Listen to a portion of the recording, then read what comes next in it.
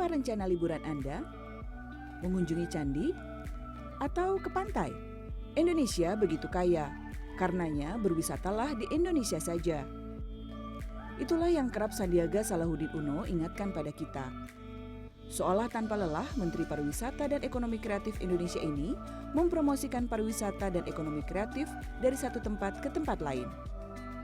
Di balik kerja keras Sandi ada doa dan dukungan keluarga.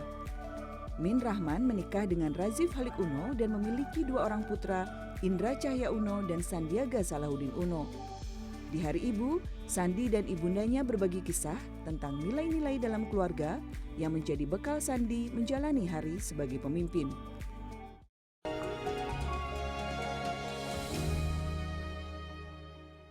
Selamat sore Pak Sandi. Sore. Terima kasih sudah bersama CNN Indonesia. Sama Ibu, ini dididiknya gimana? Pak Sandi ini kelihatannya nggak pernah ada capeknya. Pak Sandi ini kenapa bisa se-energizer itu? Apakah ada pengaruh dari Ibu?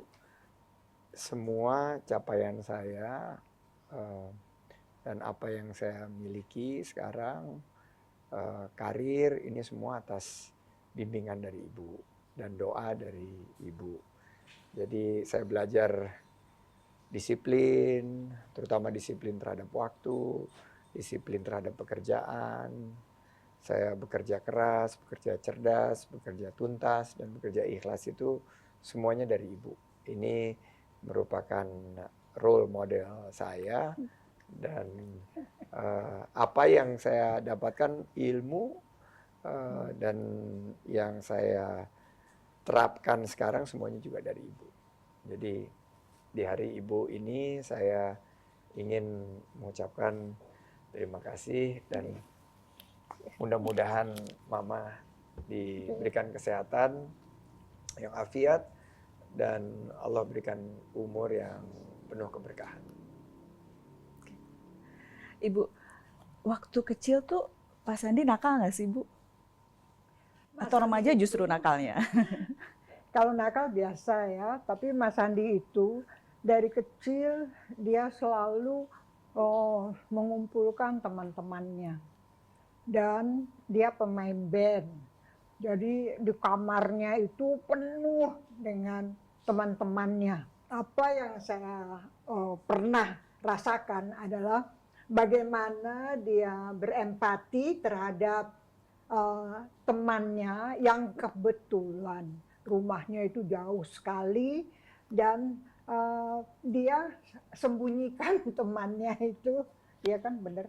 Benar, itu rumahnya jauh, terus ke sekolahnya dia harus makan waktu berjam-jam gitu. Akhirnya saya bilang kenapa enggak, ini karena mau ujian, dia perlu waktu untuk belajar dan dekat dengan sekolah, tidur aja di kamar. Tapi boleh nggak sama ibu? Ah, di sini aja paling juga nggak ketahuan, saya bilang. Jadi dia sembunyikan, tapi tiap kali saya bilang gini, kenapa ya? Kok Mas Sandi makanannya suka dibawa ke kamar? Mas Sandi makan di kamar ya? Iya, tapi kemudian nanti makan lagi. Mas Sandi lapar ya? Iya. Ternyata makanannya itu untuk temannya. Saya kira lebih dari 2 bulan ya. Ya lebih dari 2 bulan karena mau ujian. Tapi yang saya nggak akan lupa itu kan Mama disiplin dan orangnya perfeksionis. Jadi dia lihat satu kali ada hasil ulangan saya tuh nilainya 4 gitu. Terus dia marah sekali, dia tempel. Dia bilang makanya jangan main basket melulu. Belajar dan belajar supaya mendapatkan nilai 10. Terus saya bilang, Mama, ini nilai paling maksimalnya 4. Karena Skala 4. skalanya 4. Kalau 10 itu nggak ada di dalam buku. Sama seperti indeks prestasi itu paling tinggi 4. Terus akhirnya dia, oh gitu ya, nggak apa-apa. Tapi itu kan kecintaannya Mama. Jadi Mama ingin kasih tahu yang benar. Saya bilang ini udah paling tinggi di sekolah. Saya ini ranking 1 di sekolah. Saya bilang itu nilainya 4. Karena memang dulu mungkin skalanya Mama itu 10 kali ya. Sekarang waktu di SMA, waktu itu ada yang skalanya cuma 4. Terus waktu kuliah juga 4 memang. Dari riset yang saya baca, kedekatan ibu dan anak laki-lakinya itu sangat membantu dalam pertumbuhan tumbuh kembang anak laki-laki tersebut. Nah, Mas Andi, Ibu tadi berbicara tentang simpati kepada temannya. Ya. Kemudian berbagi. Adakah contoh Mas Andi berbagi dari kecil? Ya, Mas Andi itu dari kecil berbagi. Tetapi meskipun dia berbagi, dia berjualan. Jadi entrepreneurnya udah muncul. Semua barang itu kalau udah nggak kepake di saya, terus mah ini boleh nggak di saya minta, boleh. Buat apa sih dia nggak bilang mau dijual. Jadi memang dari kecil dia mempunyai pikiran-pikiran yang bagaimana sih mempunyai uang, tapi nanti dia traktir lagi anak-anak itu, teman-temannya. Pas tadi berbagi itu kan sampai olahraga pun berbagi. Iya, Pak karena Sandi. kebetulan saya waktu sekolah dulu banyak yang di sekitar saya, teman-teman dari keluarga yang mungkin kurang mampu ya, menengah ke bawah. Jadi itu yang selalu kita lakukan, dan apalagi kalau kita bisa berbagi itu ada kepedulian, dan ternyata keberkahan kita bisa mendapatkan jauh lebih banyak dari apa yang kita donasikan ke teman-teman kita. Ternyata apa yang saya dapat waktu itu, saya kecil tuh kan berjualan stiker, semua dijual. Terus dapat aja gitu, jualan kaos, sepatu. Waktu itu saya juga suka jualin, beli terus nggak lama dilepas lagi gitu ke teman-teman sendiri. Ternyata kok hasilnya semakin saya banyak berbagi, semakin banyak ini membawa keberkahan gitu. Jadi mulai dari situ kebiasaan berbagi terus bersama saya sampai akhirnya olahraga itu juga. Waktu itu saya menciptakan gerakan berlari untuk berbagi.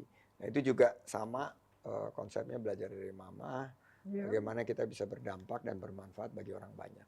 Dan ini menurun kepada Amira ya, anaknya Bang Sandi. Amira, nah, jadi Amira ini nilai-nilai itu ternyata diwariskan. Saya tuh paling nggak, karena saya sama anak saya itu apalagi jauh kita ya, komunikasinya sesekali, walaupun setiap komunikasi berkualitas, tiba-tiba dia terinspirasi dan ingin ikut lari juga. Terus dia bilang, gimana sih cara latihannya? Terus saya bilang, ini latihannya gini. Saya kasih menu latihan. Beneran Amira mau lari? Iya nih, itu jauh loh, 42 kilo. Nggak apa-apa, coba dulu. Gitu. Setelah coba, ternyata dia bukan hanya ingin mengikuti lomba maraton itu untuk dia sendiri, tapi ternyata dia terinspirasi juga oleh apa yang saya lakukan mungkin beberapa tahun yang lalu. Dia juga akhirnya ingin berbagi, terutama kepada masyarakat yang tidak mampu di sekitar tempat dia tinggal. Jadi itu waktu saya lihat ininya, saya terharu juga. Wah, ternyata Amira punya kegemaran dan hobi yang sama saya di olahraga lari. Dan ini juga dia melatih disiplin dan kerjasama, karena berlari itu nggak sendiri, bekerja sama dengan tim, dan juga sportivitas serta fair play. Kalau dari lari itu kita akan belajar untuk sportif, dan kita akan berlaku fair dalam kehidupan kita. Termasuk basket itu. Apakah itu berguna sampai sekarang? Sebetulnya sih masuk klub itu sendiri. Oh gitu. Tapi waktu karate? Iya, waktu karate, waktu renang itu orang tua yang masukin. Tapi saya belajar dari karate tentang bagaimana perilaku kesatria. Dari renang belajar mengenai napas panjang. Nah kalau basket itu kebetulan inisiatif saya sendiri. Nah mama tuh suka marah karena main basket tuh bisa dari siang ke siang lagi gitu loh. Sampai udah gosong gitu. Basket itu belajar tentang satu speed. Bahwa kalau kita mau maju di dalam permainan kita harus cepat. Kita harus speed, kita harus memiliki ketangkasan dan juga kecepatan. Kedua itu teamwork. Di dalam basket itu nggak bisa juara sendiri, kita harus bermain bersama-sama dengan tim kita. Jadi nggak ada Superman, yang ada super team. Dan ketiga di basket itu sama seperti olahraga lain, perlu nafas panjang. Jadi nggak cuman unggul di awal terus akhirnya di akhirnya kita kehabisan napas, tapi kita harus punya nafas panjang sampai di akhir pertandingan, sampai di peluit terakhir kita harus mampu untuk unggul. Jadi itu yang bawa konsep filosofi di kehidupan saya, bahwa kita harus punya nafas panjang, kita harus cepat dalam melakukan tugas, dan kita harus memberdayakan tim kita, karena kita dalam satu kesatuan teamwork. Nah, itu juga belajar dari mama. Jadi semua nilai-nilai event sport pun itu sangat mempengaruhi Mas Karena Sandi mama sekarang. juga dulu adalah seorang olahragawan. Ya, saya dulu pelari. Jadi kalau dulu namanya dasar lomba, dan di olahraga itu diajarkan sportivitas, itu artinya kita harus sportif. Jadi saya ajarkan kepada anak-anak juga olahraga, karena di olahraga kita belajar bagaimana mentaati aturan, dan nilai itu adalah nilai yang, maaf ya, terbaik. Maaf ya Mas, tersiksa ya, tersiksa. Enggak.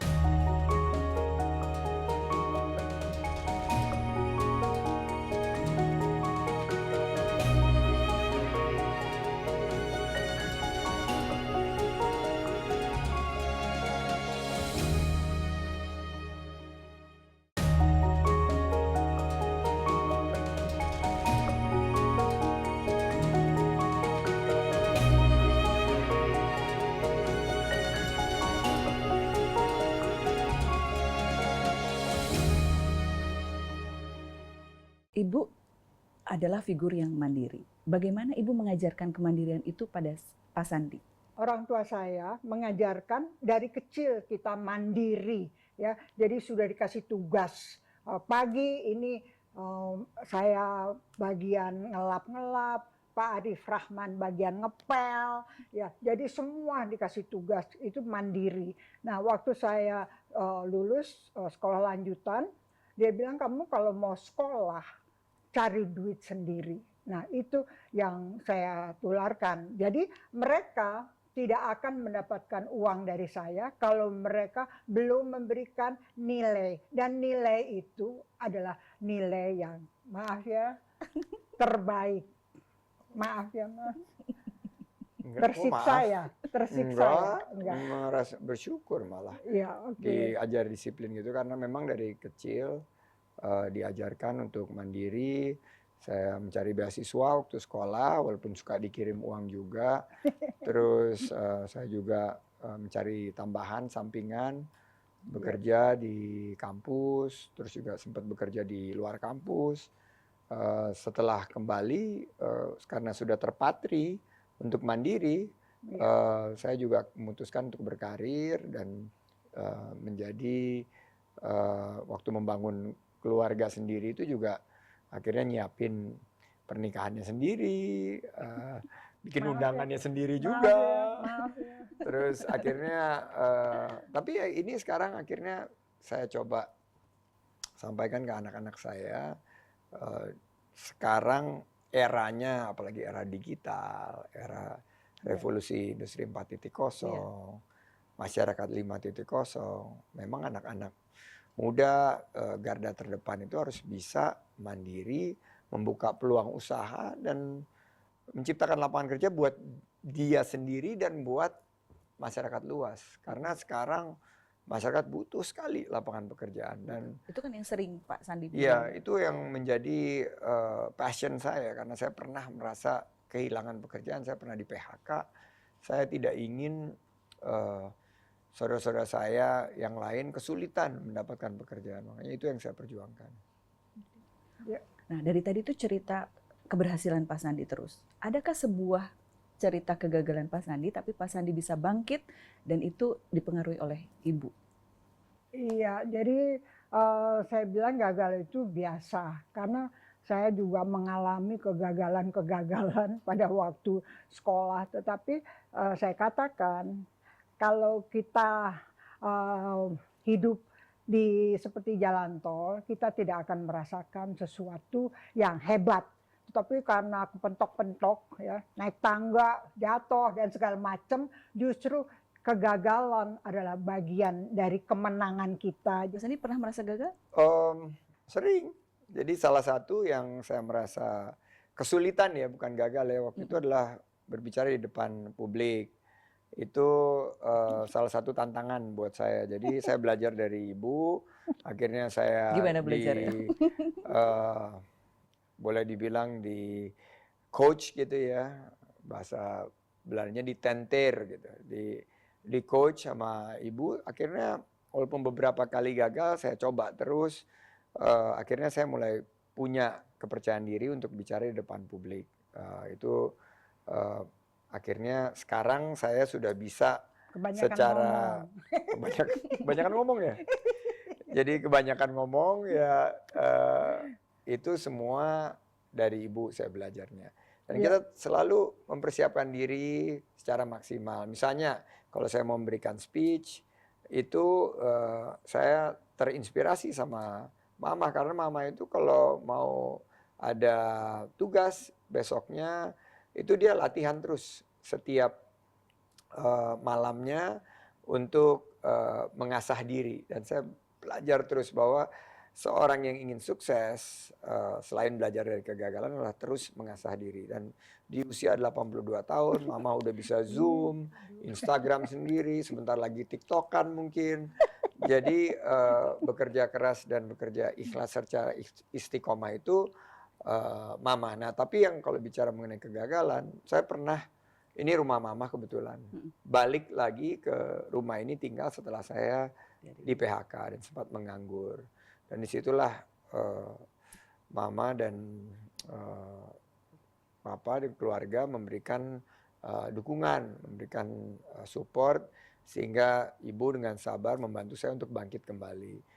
Dengan kekuatan relasinya, dia memperkenalkan saya kepada teman-temannya, dan akhirnya pesan ibu selalu jaga integritas, jujur, tulus, bekerja profesional, dan harus fokus untuk memberikan yang terbaik. Nah, ini yang saya kerjakan dari awalnya konsultan keuangan yang hanya bertiga kita, akhirnya perusahaan kita yang kita bangun 25 tahun yang lalu sekarang sudah menjadi perusahaan nasional yang membuka lapangan kerja bagi 30.000 orang. Saya dengar katanya, ini saya dengar tapi saya nggak tahu kebenarannya. Katanya uang hasil honornya diserahin sama badan amal. Apa benar sih, Mas? Betul, jadi itu yang saya sudah lakukan semenjak bergabung di pemerintahan. Karena sampai sekarang karena dari DKI atau dari DKI sampai dari kementerian, karena Allah udah berikan begitu banyak karunia, rezeki, berkah kepada kita semua. Ya saya dedikasikan hasil kerja ini untuk masyarakat kita yang membutuhkan sentuhan, membutuhkan bantuan. Dan saya percaya rezeki itu nggak akan ketukar lah. Karena mereka selalu datang dan melihat apakah kami dalam keadaan baik-baik. Terima kasih loh, Mas.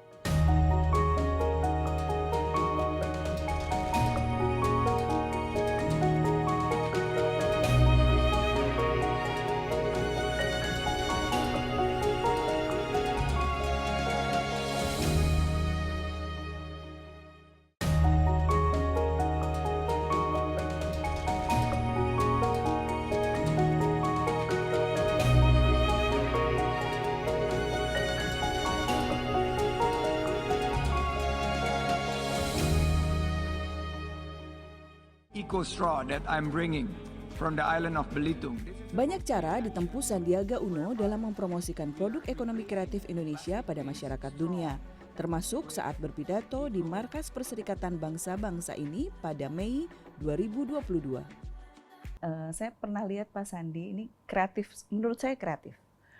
Bagaimana mengkampanyekan produk di depan Badan Perserikatan Bangsa-Bangsa, waktu itu pidato. Nah, cara-cara kreatif itu Pak Sandi dapat dari ibu atau bagaimana? Ya, semua ilmu kan dari ibu. Tapi Enggak juga. kreativitas kalau lagi saat di PBB kemarin terus terang itu saya dapat inspirasi, dapat ilham lah, dan pasti udah Allah yang membimbing gitu. Sebelum pergi itu saya lihat di atas meja saya Oh gitu. ada kebetulan produk UMKM dari Belitung, itu sedotan dari Purun, dan saya bilang saya pengen kasih lihat bahwa Indonesia ini pariwisatanya bangkit secara kualitas dan berkelanjutan. Tapi kalau nggak ada contohnya, ini kurang nendang. Jadi saya bawa itu dan saya bilang sekaligus saya ingin tampilkan dan saya jadi hadiahkan kepada pimpinan sidang PBB waktu itu sedotan Purun dari Belitung. Doa apa sih yang sering ibu ucapkan untuk Pak Sandi? Iya, saya selalu berdoa ini. Nggak ada gunanya kamu kaya buat diri sendiri. Ya, doa saya adalah kamu harus berbagi, bermanfaat untuk umat. Ya, sebetulnya saya dulu waktu punya 2 anak laki, sering banyak yang bilang, nanti kalau tua nggak ada yang ngurus loh. Nggak punya anak perempuan. Tapi ternyata, syukur alhamdulillah, mereka ini ngurus dengan baik.